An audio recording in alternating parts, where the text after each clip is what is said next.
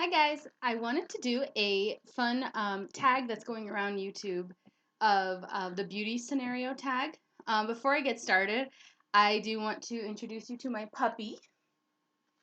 This is Penny, and she's almost 5 months now. She's an Australian cattle dog, a Queensland Heeler, and a Jack Russell mix. Anyway, if you hear squeaking in the background or anything, it's because she's in here. Okay, go play. Okay, so the first question on the tag is, if you had to get rid of all of your foundations, but you could keep one high-end and one drugstore, which do you keep? Oh, that's hard.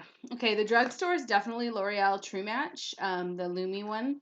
And the high-end is hard because I either want the Makeup Forever mattifying one or the one I just tried for the very first time today, the Estee Lauder Double Wear, which is like amazing. Like I haven't put it on in 12 hours, and I feel like I still have really good coverage actually. So I guess I'll go with the Estee Lauder, but it's hard when you've only used it once. Okay, number 2, you go for an interview and the lady who is interviewing you has lipstick on her teeth. What do you do? Any other time, I would totally tell the person.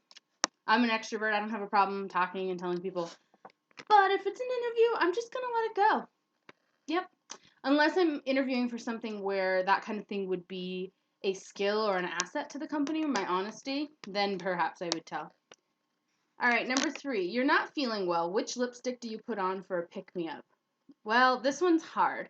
If I want something that is wow powerful, I'm going to go with my MAC Red, which is just like a straight up red matte color. Oh, it's so pretty.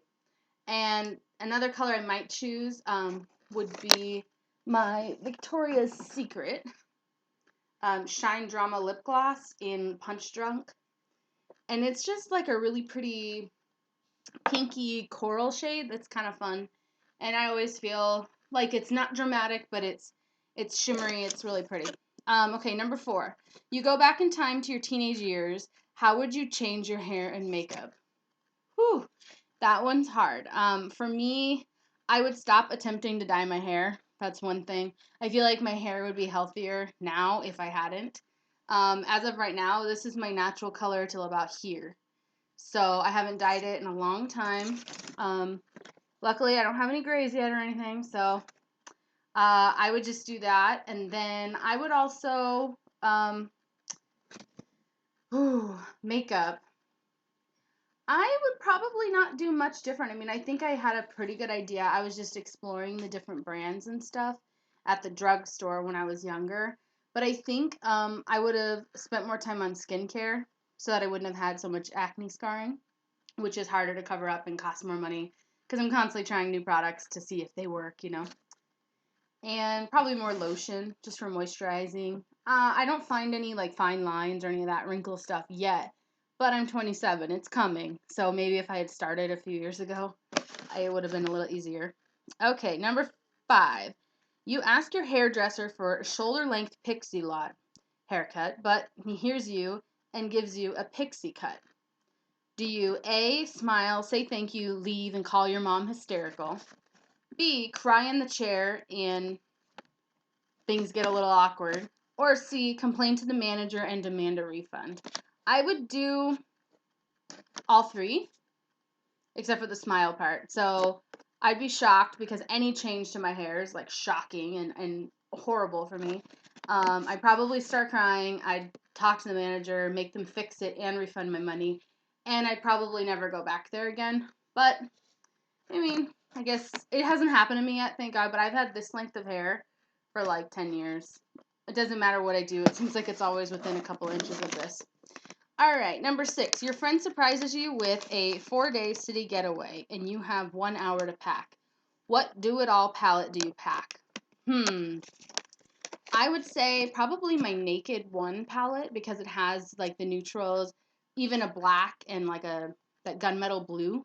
And it also has the highlighter shade and some really good neutral browns and tans and even a gold. So I think that for eyes, I would definitely bring that. And then if I had to choose one thing for face besides like powder or whatever, I would probably go with the e.l.f.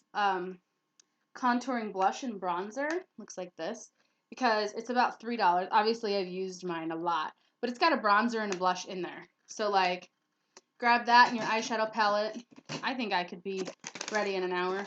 Shoot, for a free vacation, I'll be ready in 10 minutes. Okay, number 7. There's just this one and one more. Your house has been robbed. Don't worry, everyone is safe, but your beauty stash has been raided. What beauty product do you really hope is safe? Okay, this was easy. Hands down, my MAC eyeshadow palettes, because each of these babies is $10, and I kind of have a lot of them. I mean, yeah. So if I had to pick, I would just check for these palettes because I probably have $500 in MAC palettes. These are like 14 each. That would be an easy thing to check for because they're the largest too. Some new favorites, like I said, is my Estee Lauder Double Wear, my new Estee Lauder lipstick. Like those two products. Now I didn't pay full price for them because I had gift cards. I just paid the overage. Those two products are probably like $80, maybe $70. So I would definitely be sad if just those two products were gone. I also really like my MAC Soft and Gentle. That was like $34 just for the highlighter.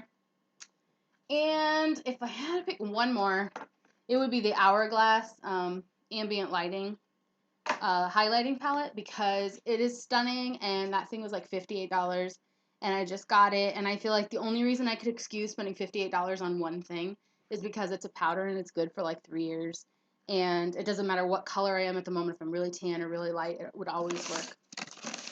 Okay, but if I had to answer one, it's my MAC eyeshadow palette. Number 8. Your friend borrows your makeup and returns it in awful condition. What do you do? A. Pretend you hadn't noticed. Ask them to repurchase it. Or C. Secretly do the same thing to theirs. First of all, I don't loan my makeup to people. I mean, I'll let them use it like if I'm there with them. But I don't have that problem because pretty much everyone is either like a different skin tone than me or doesn't go for the bold stuff that I wear, or they just want to try things before they buy it. So, but if I had to, I'd bring it up and probably just say, I'm not happy with that, but like don't let it happen again. Think of this as like a favor to me because I could make you repurchases. Actually, that sounds really mean, doesn't it? Depends how good of a friend. How's that? If it was my sister or somebody, I'd be like, "What the heck, man? This sucks. This is really crappy of you. You need to fix it." But if it's somebody I don't know that well, I'd probably just let it go. All right, that is it for the beauty scenario tag. I hope you guys found it fun to listen to, and you can do the same tag on your site. I just listened to someone else's, a few other people's, and hand wrote out the questions. So if you think that sounds fun, go for it. I hope to hear your comments below. Maybe if you want to recap really quick, if you had to get rid of all your foundations, you can keep one drugstore, one high-end. Interview lady with lipstick on her teeth. What do? You don't feel good and you need a pick-me-up lipstick. Which one?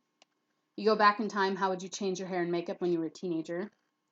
Your hairdresser gives you like a really super short haircut. What do? You have an hour to pack. Which palette do you choose for a little vacation? What beauty product do you hope is safe when your house gets robbed? And if your friend borrows your makeup and returns it in bad condition, what would you do? I think it would be really funny to hear some of your responses and hear how you thought my responses went. I will talk to you guys later. Bye.